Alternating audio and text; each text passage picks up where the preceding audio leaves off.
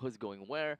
But regardless, we do have got the King's Vanguard right here for us. Yeah, yeah, yeah. Super So Super Ryan Ryan slowly slowly walk a walking that goal. knuckle. Bow and Luxian I Stain. like how you said walking that goal.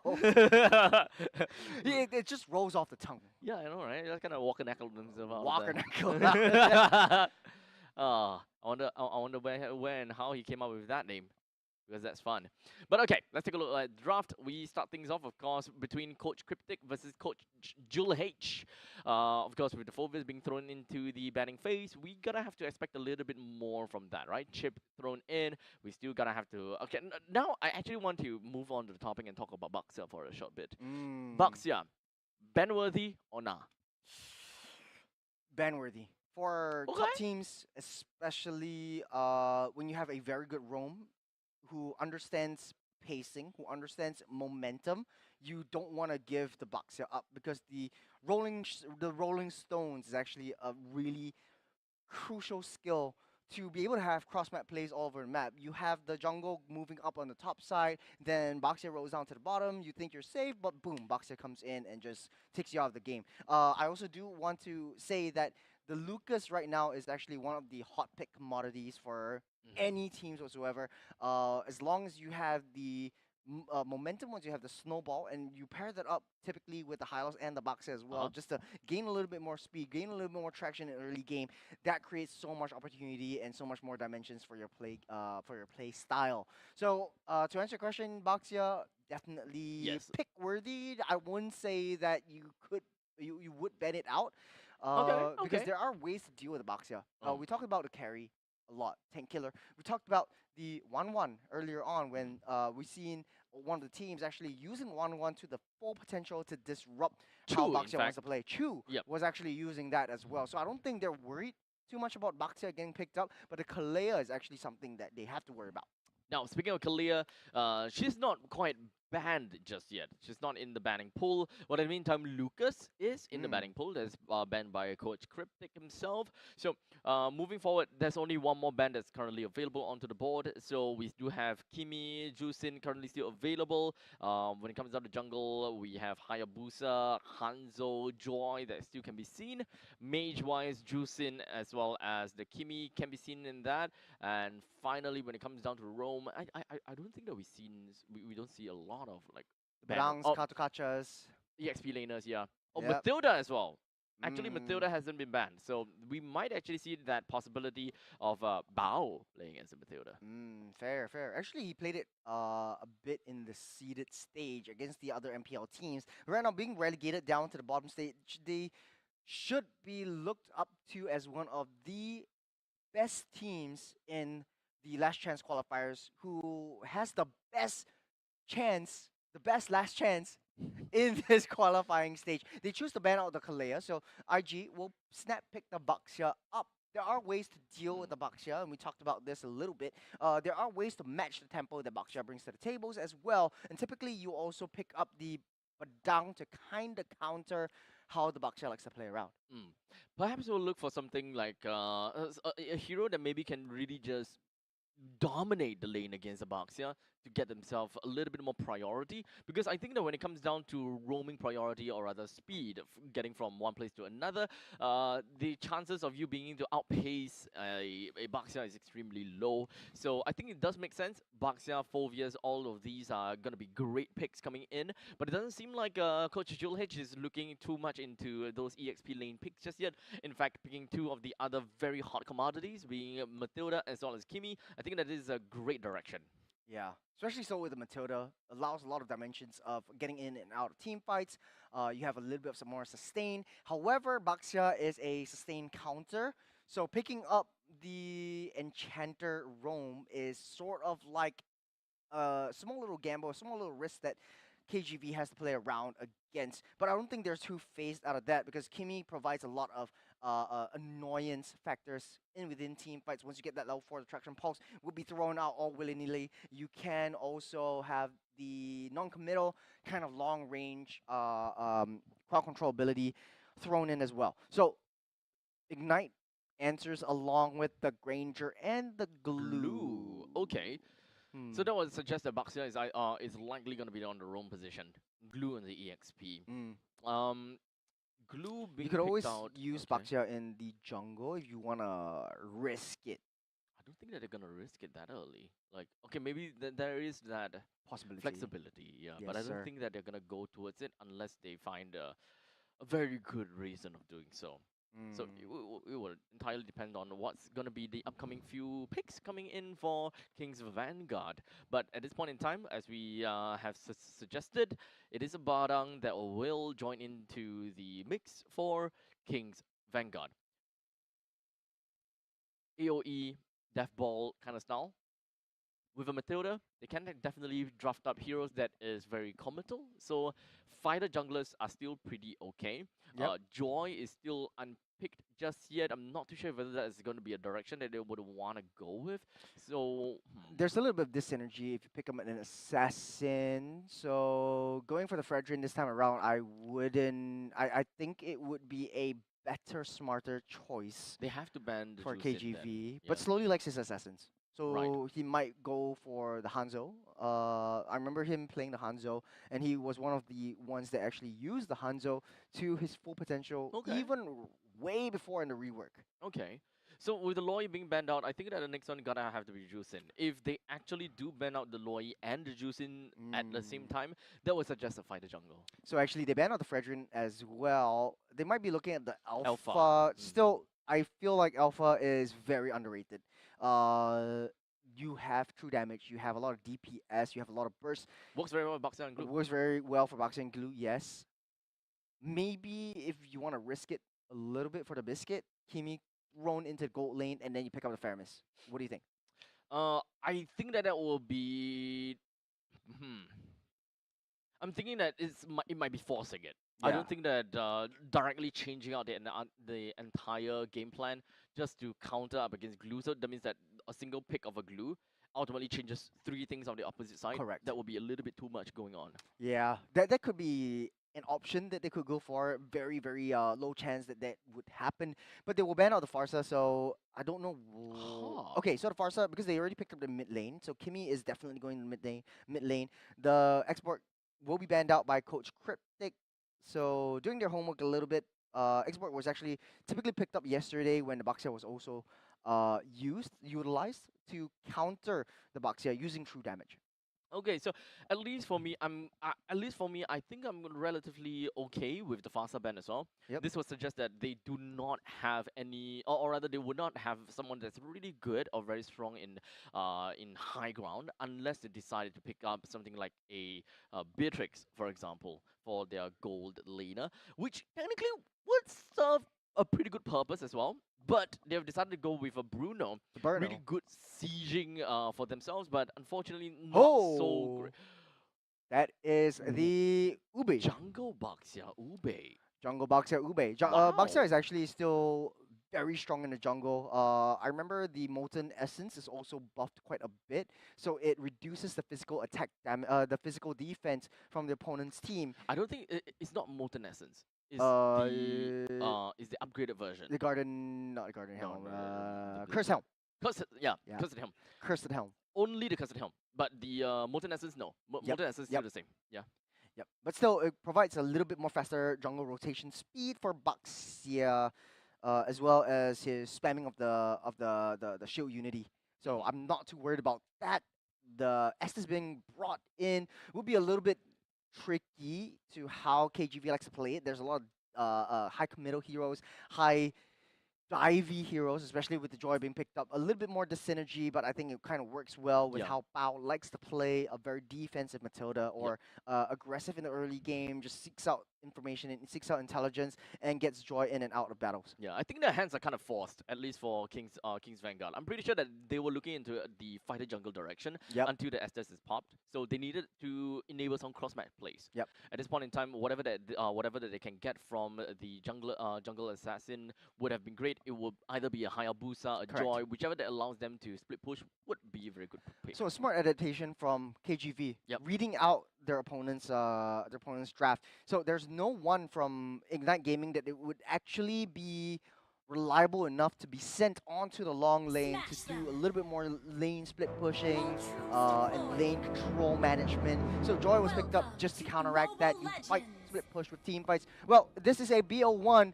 It's all in for both teams. Ignite Gaming trying to give us something new with the Ube strategy, bringing the Estes up into the mix, while King's Vanguard back to their roots.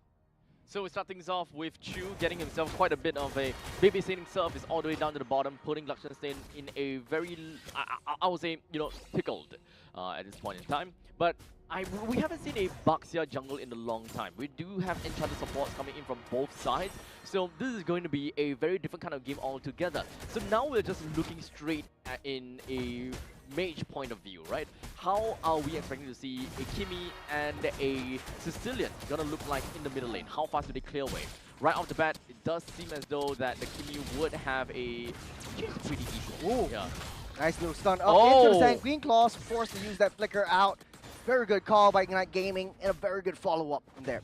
Both of them are forced to recall. One of them with lack of HP, one of them with a slightly lack of mana. But shouldn't be too big of a problem. I would say that ultimately, Sicilian, if he can continue to keep on spamming onto his skills on the bad impact, he can definitely clear waves way faster than the Kimi. But because of the lack of mana, that's not something that we can expect to see all that much. Jungle already cleared up. Both jungles are at level 4, so that means a gank is imminent. Slowly, patiently waiting down onto the entire map. 10 seconds until the turtle spawns up. They are coaling down onto that gold lane, but this is a double gold lane synergy that Ignite Gaming is playing around. That means that you don't really have to open that map. You have to bank on Yuta to be able to give you intelligence and reconnaissance over on the enemy side of the jungle. Turtle gets a reset. Ignite Gaming sends Yuta on the front. Traction Pulse misses, goes wide. It's King's Vanguard. 4 members are there, fighting against 4. Slowly picks up the turtle. Retribution. Finger happy. Ignite Gaming back on the defense. Right off the bat, in the early stages, I would say that Ignite Gaming definitely have got an edge over King's Vanguard solely because of the fact that they have an Estes. Estes at level 4 has got one of the strongest power spike in terms of teamfight potential, because there is absolutely no way that King's Vanguard have got any form of answer towards all that healing until someone eventually picks up a Sea Halberd or a Dominance Ice. All that power spike that Estes brings to the team during that few minutes, I think they which is Ignite Gaming, gotta have to make full use of that. Yeah. King's Vanguard actually has a little bit more late game though. So how do you do with a death ball? Like a true Ube death ball. Don't fight it at all. Just let them be. Just let them just pummel through. And then you settle the long lane or the split lane and try to pull them apart, spread themselves thin, because Ignite Gaming looking like Apes strong together. As long as Apes are independent and individual, King's Vanguard will be able to steal the bananas for themselves. Apes together, Apes strong.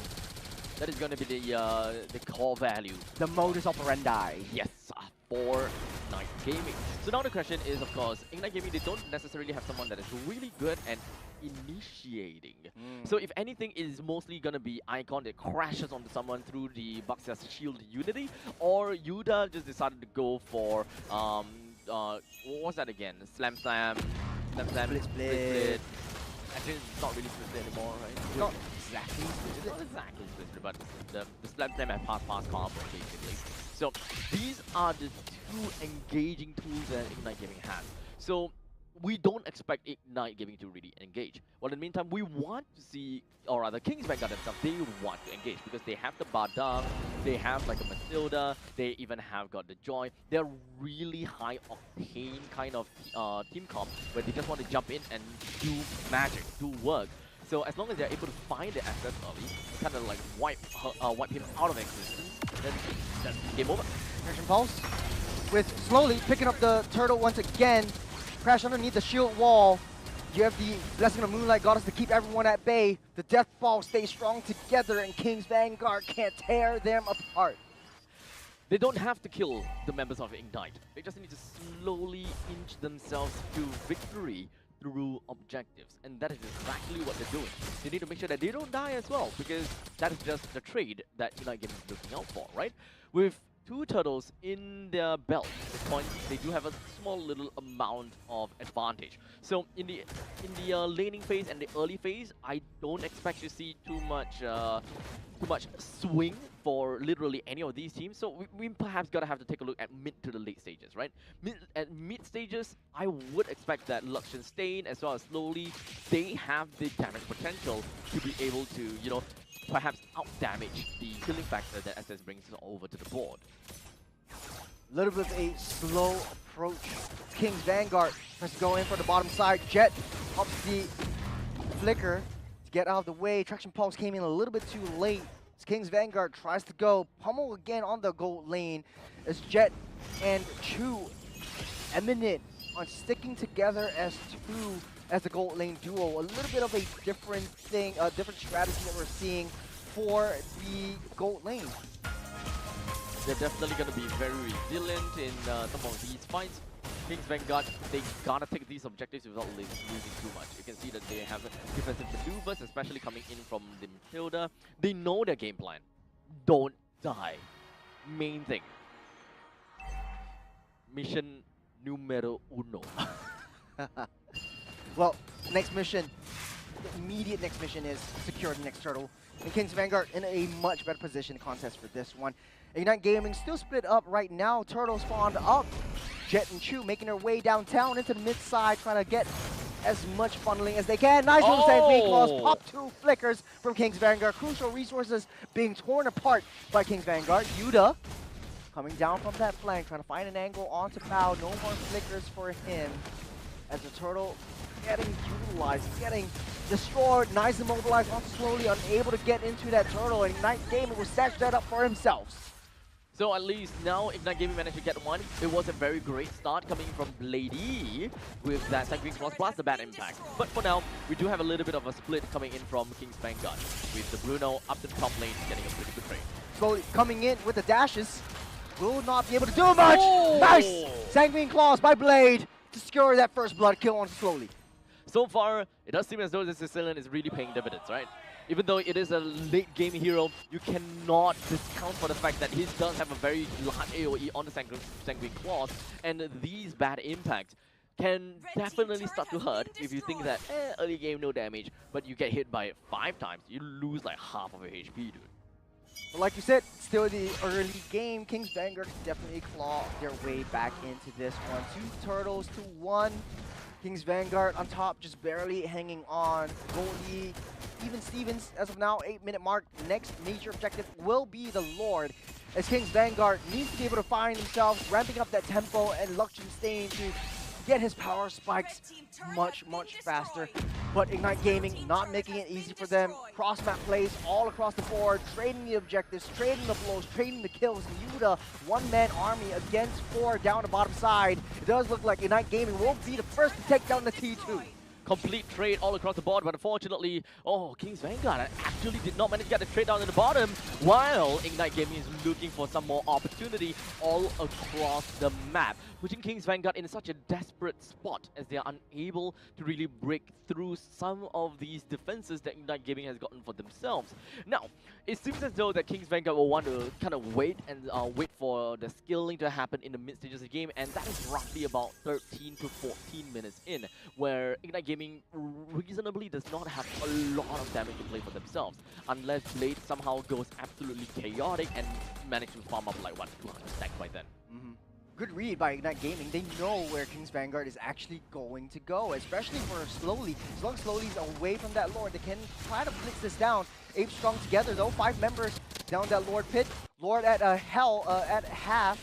Super Ryan in the corner, giving a little bit more information, but no steals. Slowly down the back line. The Rhythm of Joy won't be able to do much damage, and Bao able to get trapped by the Sanguine Claws. Down he goes. Chu will snatch that one up. The mid Tier 1 is actually still standing up strong. Yuda down deep in enemy territory. And even Luxon Stain can't do anything for the glue. What are all these Sicilian snipes? Those Sanguine Claws comes in so hard. King's Vanguard, they're just being caught by such a big claws of destiny from Ignite Gaming. The moment they got caught, boom, and blasted, most of their HP is gone. This is largely contributed by the fact that they don't have a very strong front lineup. They're playing with a Enchanted support with Super Ryan as the main guy that gotta move around and open up the map. But unfortunately, he's only got 4,200 gold. He doesn't really have a lot of very good plays and doesn't have a lot of equipment that allows him to be tanky enough, like how we always did from Willing. Yep, T2 down the mid side, destroyed, demolished by Ignite Gaming. King's Vanguard trying to stick together, slowly can't find his way out to try to maintain those split pushes. It does look like the Ube strategy is actually slowly working out for them. For now, at the very least. Fort already taken care of. Not a lot of damage, slowly trying to find anything at all, picking up all the resources that Ignite Gaming has left behind for themselves. As King's Vanguard desperately tries to hang on. They need to buy a little bit more time for Election Stain to come online, but it might not be enough. Slowly dashing in and out of the fray. Ring of Joy lands on the Chu, healed up by the Blessing of the Moon Goddess, and down he goes! It seems like he lost like what 80% of HP, but just a single tap of an ultimate from Jed. It is all back, baby. Completely back in action, ready to go for a fight. As you can see, they're now all down to the bottom lane, preparing for themselves a big 4v4 fight. Even if Access is not around, they're completely fine. They have Blade. He does have got a high ground. Look at that! Lockshin eating so much damage. Nice little traction falls onto Chu. The fist crack won't reach him though. Able to walk out safe. Super Ryan though, oh my goodness. Unable to find a stun. It was a nice little shock and awe by King's Vanguard, but no follow-up whatsoever. Such a tough spot for King's Vanguard to be in, right? They haven't gotten a single kill for themselves, despite a team, or rather despite having a jungler that kind of plays for the mid stages of the game. You want to have a little bit of the momentum shift working for your side, and not to forget a Bruno. Also another tempo-based hero. You want to get yourself the snowball. You quite literally have some crazy power spike the moment that you pick up yourself a Berserker's Fury. But I'm not too sure how it's gonna be anymore, because Ignite Gaming is so tanky. What exactly Collections they do? Gort at a third of his health left. 2/3 of his health left. Ignite Gaming trying to split this up. Right. There's a nice little fist crack onto through. They get that dispersed, and Chu gets a killing spree on the back line. The Blessing of the Moon Goddess shines brightly and slowly tries to target a ballistic missile onto themselves as Icon eats up all the damage that's left behind. And King's Vanguard, they live to fight another day. Gets a Lord reset, and they're still going in strong. Chu's already healed back to full. Icon as well. They might be able to contest for this one as slowly is half health. No jungle creeps to heal him back up as of yet. As Ignite Gaming still thriving and riding on this momentum. Thinking God did not land just yet, but they're definitely looking for an opportunity on the slope. He does have got his dashes currently on cooldown, while in the meantime Traction Pulse lands on the Icon. Penguin Claws counter re-engage for that. Slowly tries to find 3 dashes, and the Riddle of Joy lands once again. Finally takes down Chu. Blessing of the Moon Goddess won't be able to heal him this time around. Walkadako steals the Lord from underneath the nose of Icon, unable to pop that retry. Big plays coming in from King's Vanguard. Found that opportunity because slowly they just literally slid right past the guards and got right into the hearts of Ignite Gaming. This is exactly what Slowly wants, right? Because it's together strong. That's what Ignite Gaming wants. But in the meantime, Electrifying Beat absolutely demolishes everyone in a small little vicinity. And they just happen to find themselves in the choke point. Perfect for Slowly. A little bit of an anti-heal build coming from the King's Vanguard to try to delay the healing factor that Chu desperately needs. But they do have that high ground, so this is going to be a tough castle to crack. The King's Vanguard has to hone in on their resources. This is the 14 minutes after all. Yes, Right, as sir. I said, like 13 or 14 minutes that is going to be the power spike of King's Vanguard. And they have this time all the way until what? 21 minutes. They gotta make this work. T3 hammered on. Lord will take care of that one. Barren Wasteland up top as the minions slowly pushing in. Thankfully, though, King's Vanguard has Slowly, who has the reconnaissance duty on the offsides. Long lanes are pushing in. towards their favor. And Net Gaming back on the defense has to be able to protect their castle from the Kings. So slowly but surely, King's Vanguard, they picked up some of these kills, they picked up some of these items as well. The next power spike for Ignite Gaming, the next significant power spike that we gotta have to look out for is when Sicilian starts to pick up all of those stacks. And of course, being completely full items, right? So I would say that Holy Crystal as well as the, what is that called, like a Divine Glaive is understandably going to be the next few items that the Sicilian gotta have to look out for. He's already got a Divine Glaive. So at this point in time, I would say that Badang is probably going to have a horrible time the moment that he just keeps getting hit by all of that. Yeah, it's tough for Ignite Gaming because they don't really have a lot of lockdowns or basically in-your-face lockdown. So Green Claws does have some form of range. So when slowly dives straight into the fray, it is difficult to stop him in his tracks, and he will just dish out that damage. And it's already full build for this Joy, where Icon also got that level 15 to try to match the pace that this Joy is bringing into the tables. But this is only going to get tougher and downhill from now for the side of King's Vanguard, because Ignite Gaming are sticking together. They have easy access back home, but man, they're splitting up all of their resources. They're trying to go for Joy though on the top side. Oh. Drew taking a little bit too much, getting healed back up by Jet. You got a Reno of Joy that's taking a lot of damage though. For the rest of the King's Vanguard, who's back into the fray. Here comes the Goon Squad though, circling Eagle, knocking up Icon, popping his immortality. Super Ryan deep in enemy territory, locking them down as well. And Ape Strong together, healing everything back up. As King's Vanguard struggle to break Humpty Dumpty once again. They were that close to bringing Icon down. They did manage to pop the immortality off of Icon though, so that is a great part of that battle, but at a cost of Super Ryan, of course. Now, with the Lord that's currently available for the picking for King's Vanguard, they're definitely going to be looking for something real soon, but damn. Walker Knuckles' damage is starting to hurt. Yeah, definitely cannot discount for the fact that this Kimi has got some mean damage as well. Lord starting up by Icon. It's a typical Lord dance right here. Foul is in position, giving intel to the rest of the Kings. They're not gaming. They push and they pull. Doesn't look like they want to be the first one to make any moves, but it's easy for Super Ryan to find a nice little fist crack onto all four members as long as Ignite Gaming sticks together. They see that Sicilian is not there. Yuta taking a little bit too much damage though. That's circling Eagle onto the back line. You already popped the Blessing of the Moon Goddess, healing everything back up. It's healing everything now. We got Yuta straight onto the back line. Walker Tackle hitting and clearing everything back up. But Jill! He's hitting, he's hurting, he's locked in and ready to go. This is a different outcome from what I was expecting.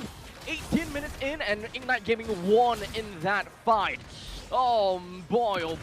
I think that retreat from King's Vanguard was ill-timed. They could have... They've got the minions coming in. They might be able to cycle this! Blessing of Moon Goddess keep them alive. Down goes Walker Echo and down goes King's Vanguard. All the King's forces and all the King's men can't put Humpty together again. King's Vanguard started from the seeded stage as an MPL seeded team torn apart by a challenger seeded team. Oh man!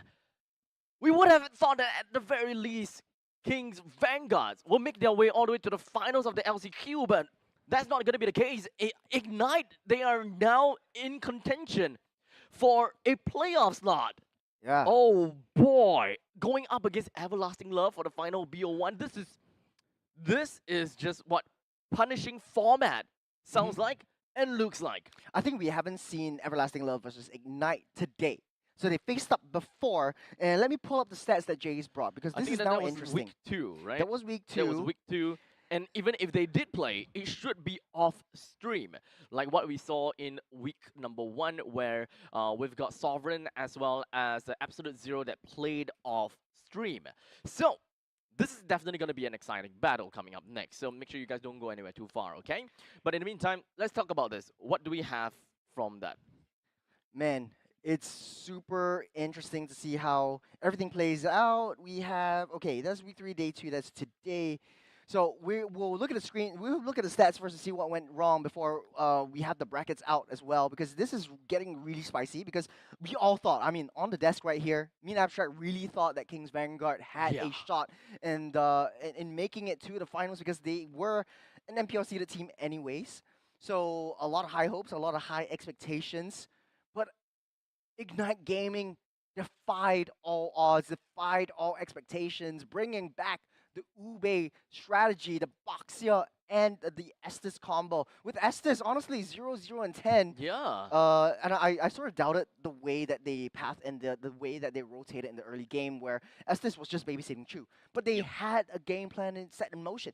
I mean, Chu was farmed, dude. Yeah, Chu he was was. like crazily farmed, and that is one of the main reasons why they managed to keep their lead in the early stages for an extended period of time. 13 to the 14 minutes is actually the expectations, but to get a decent amount of kills during that power spike moment was just phenomenal coming in from Ignite Gaming. Now, of course, losing from 14 minutes onwards is expected. I would have thought that IG would claim it back because of the exponential, or rather the gradual improvements coming in from the Sicilian, only 22 minutes in. The problem about that final fight, unfortunately, stems to only one person. There is only one person that didn't unleash his ultimate, which is the reason why IG managed to take that fight. Who? Slowly. He Interesting. tried to He wants to go to the back line, he but tried to go to the back lines, yes, yeah. and the final dash to the southern part of the Lord's Pit, no one was there.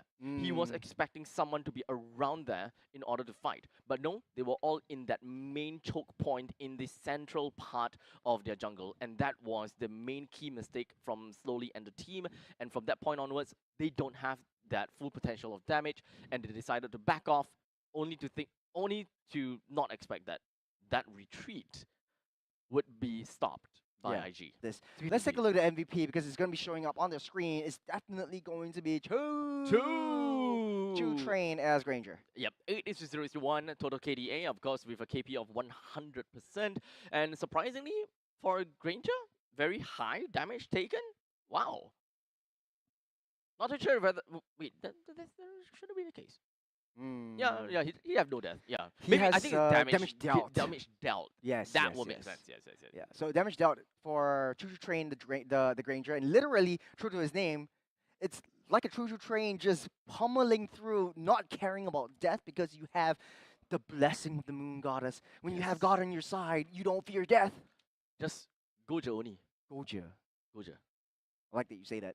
Do people even still say Goja? I think it really shows your age or our age. Are you serious? Yeah. Wait, that's like a There's like millennial thing? a secondary school thing back in the day. Really? Yeah, I guess. Oh. I think so.